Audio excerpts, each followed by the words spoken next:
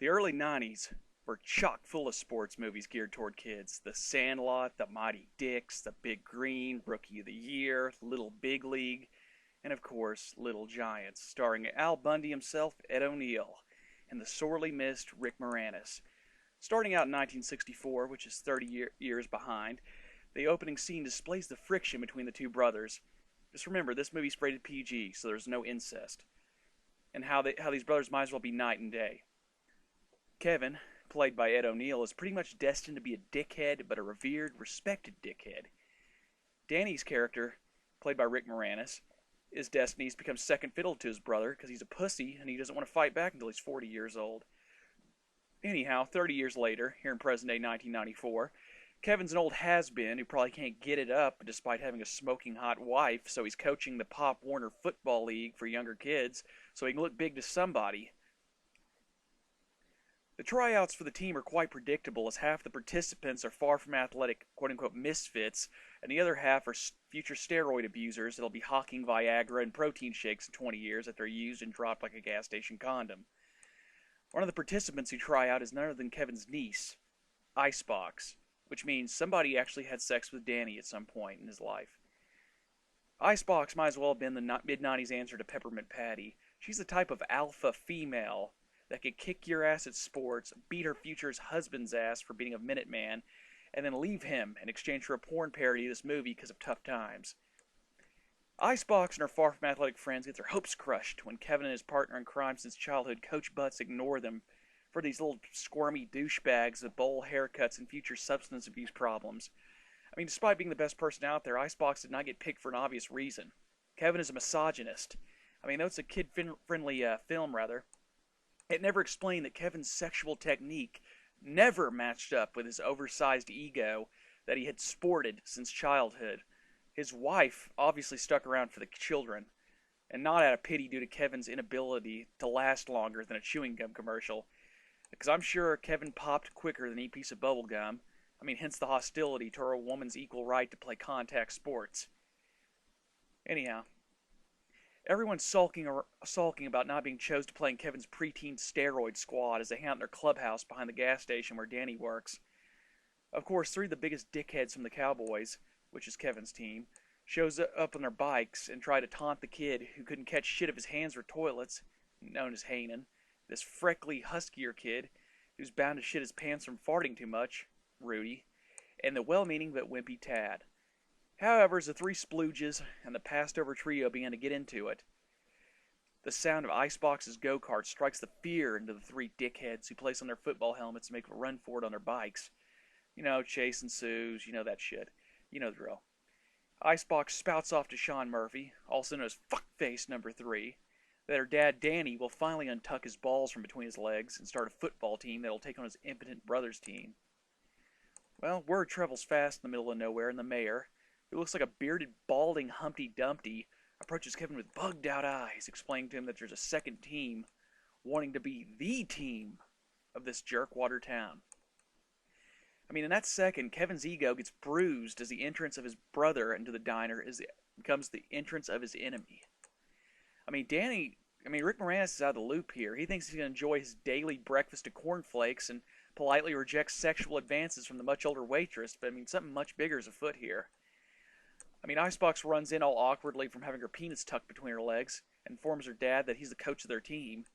The surprise on Danny's face was either from the shock of his daughter looking up to him as a dominant male role model, or from the mere thought of standing up to his brother making him shit himself. The two get into it, and Rick Moranis vows that Al Bundy will be his bitch. The remainder of the movie is quite textbook, really. Assemble a team that's even more hopeless is the aim. Because when you're walking down a railroad track, you're going to randomly stumble upon a portly Asian kid with a bowl haircut who has an arsenal of kickballs so he can practice kicking his stepdad in the nuts for eating the last of his cereal. This kid's name is Marcus. Because grown men go full pedophile in front of a grocery store where an obviously disinterested kid wearing a stupid blue cowboy hat is playing on a coin-operated horse but is forced into playing football. Timmy, I want to score more. Because a kid that's contemplating running from home because his dad's always out on business, which is doublespeak for getting some out-of-state ass, while his mother watches Lifetime movies and neglects her husband's advances, And so Johnny decides football is a good alternative to joining the circus. Now, we take this team of hopeless people, we throw a romantic subplot with Icebox and Devon Sawa, where Icebox questions whether or not she should graft on a penis so she can be like one of the million girls who gushed over Devon Sawa in the 90s, or continue her dream of becoming the next China, penis included. So, Sawa's the top fucking banana of the team. I mean, besides Icebox, he's the hottest shit since the aftermath of eating Taco Bell. He shits on the remainder of the team. Hell, Tad still has training wheels on his bike and he's fucking 10 years old. Fast forward a little bit, okay? Danny and Kevin get a tip from the two old perverts at the diner that a new kid's in town that's 10 years old, has abs that can crush beer cans, and speaks about himself in the third person as if he was a test tube baby of Bob Dole. Danny goes there and hears the boy's buzz cut, fucking polo shirt wearing dickwad of a father describe his son's life cycle as if he was a butterfly. When someone's dad proudly admits to massaging their son's hamstrings with evaporated milk, you may have quite possibly met someone who's not gone door to door yet about their registration. Wink, wink. The practice goes awry. This kid, Spike, will not play with girls, but he, like Mario, has question marks above his head in regard to Icebox's gender, but assumes it's female. No one gets along with him. I mean, I imagine after chowing down on Cheetos and pork and beans that Rudy would happily glad wrap Spike's face and shit all over it. But needless to say, Spike's disturbed father finds out Rick Moranis wasn't Ed O'Neill, cracks up about it, I mean, no visible sign of a wet spot on the fly of his shorts, and vows to kick their asses in the field that coming Saturday at the game. Well, as Saturday comes, game day finally gets here. Icebox has the hots for Sawa, realizes that wearing plaid and playing with Tonka trucks in the dirt won't win his affection, so she becomes a cheerleader. Well, I mean, the team's obviously fucked at this point. I mean, with the exception of Devon Sawa, we have a dude that smells like shit, one who has a cheating father whose dick is more wet than Seattle, and a scrawny sap with a dominant mother priming him up to be the future Norman Bates who blows snot bubbles. Jake Berman, or the immortal Todd Bosley, playing himself way back in '94. So, Kevin's team starts fucking the shit out of Danny's team. I mean, I believe it was pretty bleak already when the kid they found with a bowl haircut kicks his teammates square in the nuts on kickoff. By halftime, it was 21-0. Everyone's talking about quitting the game and going on the injured list. Realizing that he'd been from that species of pussy, Danny informs him that he's been there and motivates him to go out there and embarrass themselves because he beat his brother one time when racing bikes down a hill. The kid's hopes are restored from that stupid story, as fond memories of throwing cow shit at the fair and doing backflips in the swimming pools energize him for that crucial second half. Well, the game turns around. Icebox decides she can play football and win the heart of Devon Sawa. Well, that and this whole thing was her damn idea in the first place, so she has to do this. She's on the spot. The Little Giants employ a variety of methods to kick their own brand of ass. Such delightful little antics such as cramming Alka-Seltzer down their mouths and foaming from their mouths like a mad dog or a very cut-rate porn starlet.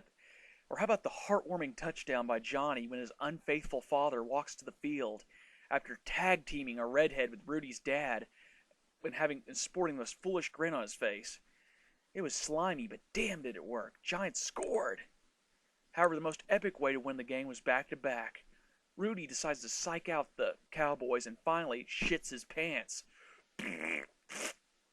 The aroma was so overwhelming that the Cowboys ran backwards to escape.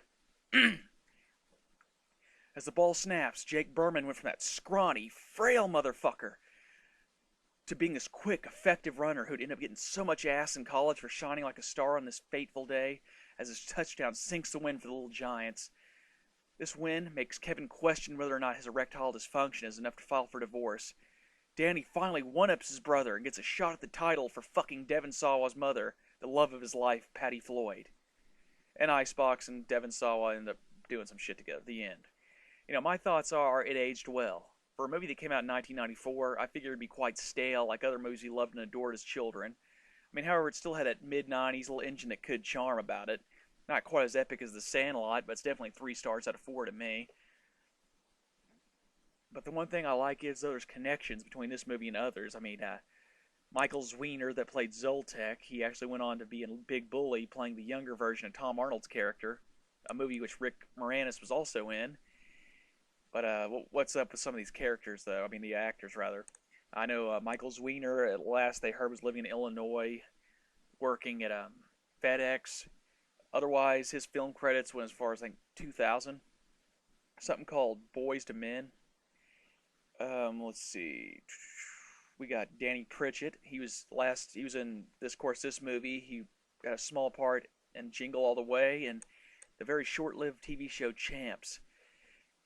Pritchett now does music and lives in Los Angeles. John Paul Stewart that plays, what's his name? Johnny Venero, the one with the unfaithful dad who gets all kinds of out-of-state ass. Also in the music, the punk glam band, the Soda Pop Kids. Shauna Waldron, the Icebox, no brainer. She went from this to going to do the fourth Poison Ivy movie, which is basically her starring in softcore porn. But we all got to make an honest buck, don't we? All kidding aside, though, some good child actors in this movie. Troy Simmons played Hanan. Actually released, I guess, worked on a rap song and had his name as MC Hot Hands or some shit. I guess he's living up in North Carolina now. You know, some of them went on to do other things. I mean, working normal 9 to 5 jobs. A couple got into music. Some stayed in the acting, such as Sawa Waldron, Ed O'Neill, and of course the sorely missed Rick Moranis, who after 1997 really didn't do shit unless you count his voiceover work for Brother Bear. But anyhow, all in all, I mean, this is a great kids movie. It's one my own child likes nowadays. Well, anyhow, fuckers, the end.